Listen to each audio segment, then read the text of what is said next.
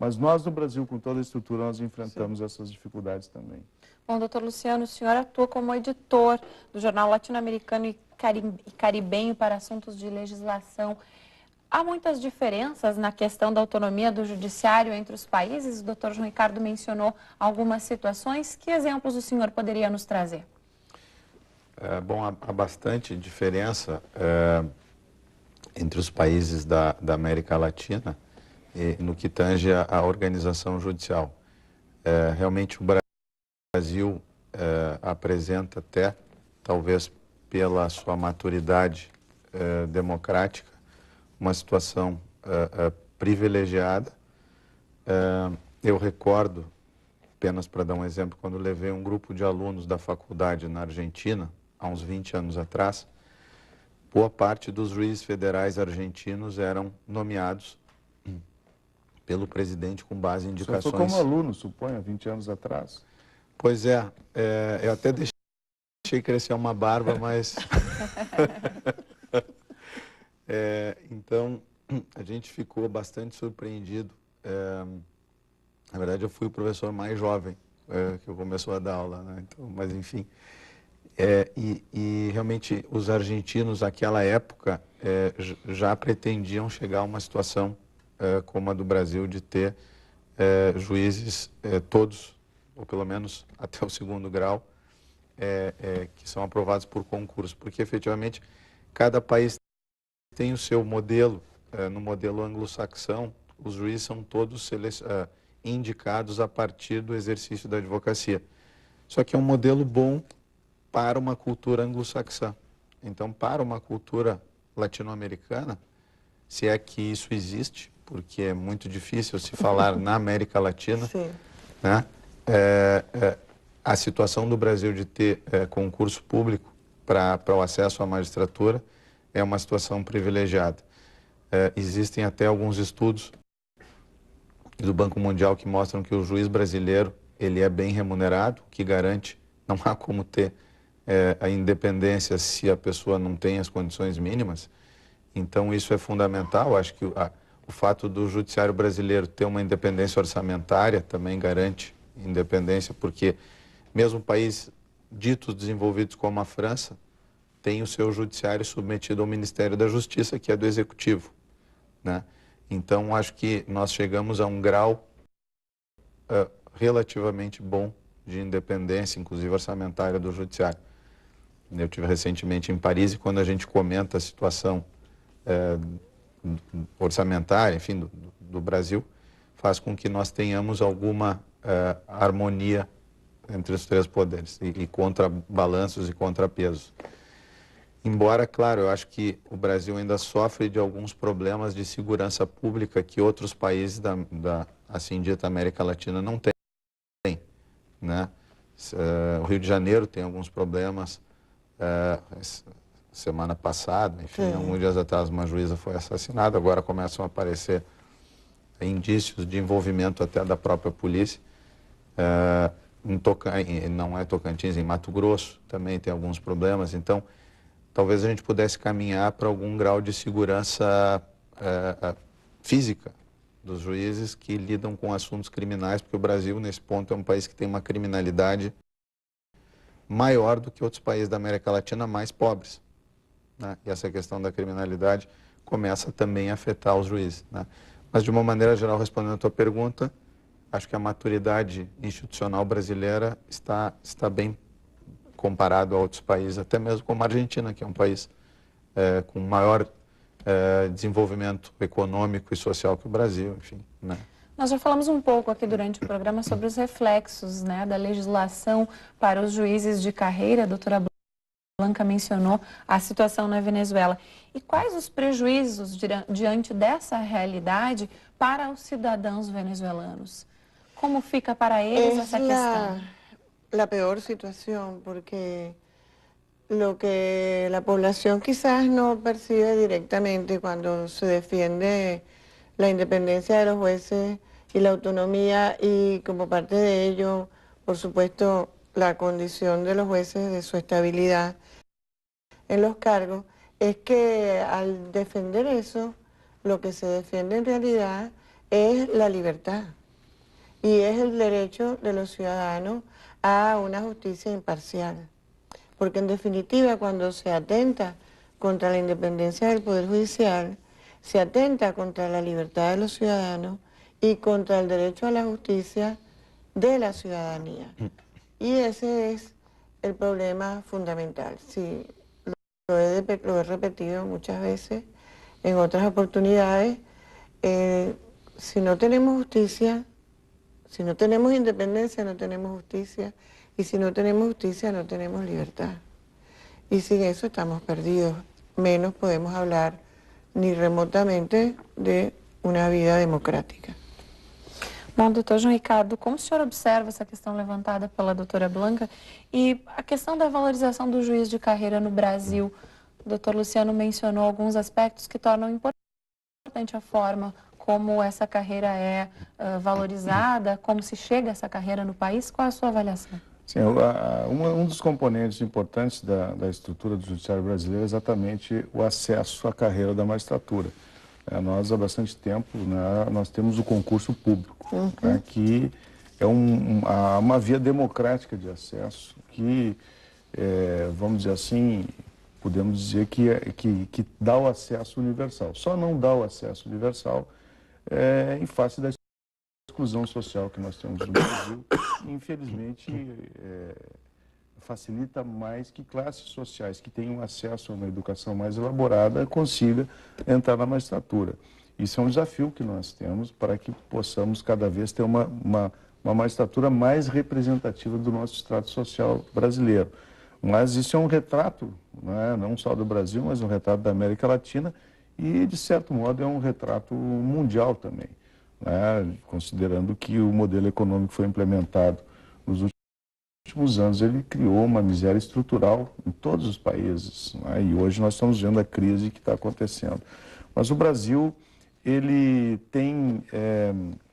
avançou muito na Constituição, com a autonomia financeira e administrativa do Poder Judiciário, e isso é determinante para que o Poder Judiciário faça a diferença em momentos em que os outros poderes não estão correspondendo. É evidente que nós temos muitos problemas, como eu falei, nós temos muita ainda pressão do poder político, poder econômico. No Brasil existe a cultura de governar submetendo o parlamento e também a cultura de governar submetendo o judiciário. Então o judiciário ele tem que estar preparado para isso, tem que estar preparado para isso. E quanto aos vencimentos dos juízes, isso também é bastante importante, que o doutor Luciano colocou, porque nos países da América Latina, onde a magistratura é mal remunerada, a estrutura judiciária é péssima. É um serviço péssimo, o índice de corrupção altíssimo e o índice de submissão do poder ao poder político e econômico é lamentável e notório. Então, um país que quer uma estrutura judiciária capaz de dar conta de um desenvolvimento econômico e social razoável dentro daqueles conceitos de desenvolvimento universais, não só para um pequeno grupo de pessoas, tem que ter um judiciário independente. Até para poder segurar e resistir à pressão do poder econômico, da mídia monopolizada, em defesa do cidadão, que é o pequeno diante de um superpoder econômico e midiático. Até para isso é necessário, numa democracia, que se tenha um poder judiciário independente, que tenha a coragem e a independência de julgar e decidir contra segmentos poderosos. O doutor Luciano realiza estudos que relacionam direito e economia. Quais os reflexos? Reflexos no campo econômico diante dessas realidades tratadas durante o programa? A gente já falou dessa influência. E como é que o senhor avalia através dos seus estudos? Bom, já há alguns anos, a gente vem se dedicando, um grupo de pesquisa, a traçar relações entre a atividade, a ciência econômica e a ciência jurídica. e o que se verifica é que há mais desenvolvimento econômico onde há mais liberdade, e há mais liberdade onde há mais harmonia entre os três poderes. Então, efetivamente, o ambiente de negócios no Brasil é bem mais favorável do que outros países latino-americanos, porque há mais harmonização entre esses três poderes e, consequentemente, mais liberdade de atuação para aquelas pessoas que criam riqueza. E comparado, por exemplo, a países latino-americanos onde há um ambiente institucional menos propício, há menos investimento e menos atividade econômica. Então, a única, talvez, ponto que eu colocaria aqui é que nos últimos 20 anos o Brasil, na verdade, cresceu a atividade econômica e cresceu a divisão, ainda que seja absurdo o abismo social, a distribuição de renda vem diminuindo em função do crescimento econômico. E o investimento que vem sendo feito por empresas brasileiras, porque hoje a gente pode falar que o Brasil tem multinacionais e antigamente não tinha. Né? O Brasil hoje tem pelo menos uma, inclusive a do Rio Grande do Sul, tem pelo menos 5 multinacionais. Isso gera negócios para empresas brasileiras e para brasileiros. E isso nós não encontramos em outros países que são os campeões de falta de iniciativa econômica, que é o caso, se a gente fosse pegar Venezuela, Equador, Bolívia, então, que tem muito pouca atividade. Porque não tem como você ter desenvolvimento econômico sem que empresas gerem isso internamente ou de fora. E um ambiente pouco propício para que as pessoas corram risco. Weber, né, já falava há muito tempo que é um sistema econômico que depende de calculabilidade. Senão eu não invisto, né? Eu não vou comprar ações da Petrobras se eu achar que a Petrobras vai ser mal administrada. Então, acho que essa é a lógica, ou seja, garantir liberdade a partir de harmonia entre os três poderes. E onde o executivo submete os outros, eu acho que não seria o ideal, né? Eu, particularmente, por exemplo, não investiria nenhum tostão numa bolsa na Bolívia, né? Porque eu não acreditaria nas agências reguladoras bolivianas, eu não acreditaria na independência do judiciário boliviano. E eu acho que cada um dos espectadores poderia pensar se investiria algum tostão no Equador hoje. Né? Acho que, lógico, é isso. Doutora Blanca participou alguns dias de um encontro com estudantes de Direito, magistrados na Escola Superior da Magistratura da Júris, apresentando alguns desses aspectos debatidos durante o programa. Como que a senhora analisa a importância desse tipo de intercâmbio para que as pessoas conheçam um pouco da realidade da Venezuela e também possam traçar paralelos com a brasileira? Claro. Yo pienso que es de la mayor importancia porque la ciudadanía y especialmente los estudiantes, no solo de derecho, yo pienso que de todas las materias, deben estar conscientes de lo que representa la seguridad jurídica en un país. Si no hay seguridad jurídica, como lo acaba de decir Luciano también, no hay inversión, no hay progreso, no hay vida. La seguridad jurídica es la base de las relaciones humanas en un determinado país, en un momento dado. Entonces yo creo que debe saberse cómo funciona, cómo debe funcionar y cómo funciona en la realidad en Brasil en este caso, y es bueno que sepan cómo funciona o no funciona en otros países en este momento. Y lo digo de esta manera porque yo fui en un momento presidenta de la Asociación de Jueces en Venezuela y teníamos nuestras luchas y no imaginé nunca que llegaría el momento que estamos viviendo en que no hay estabilidad ninguna, autonomía ni independencia para los jueces.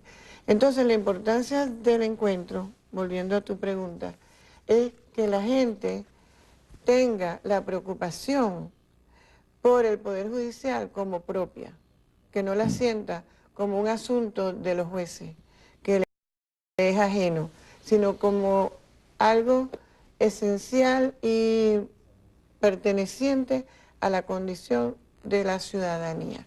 Ese es el punto principal. Bem, agradeço a presença dos senhores aqui no Sala de Audiência. Fiquem à vontade para voltar, nos trazer sugestões também.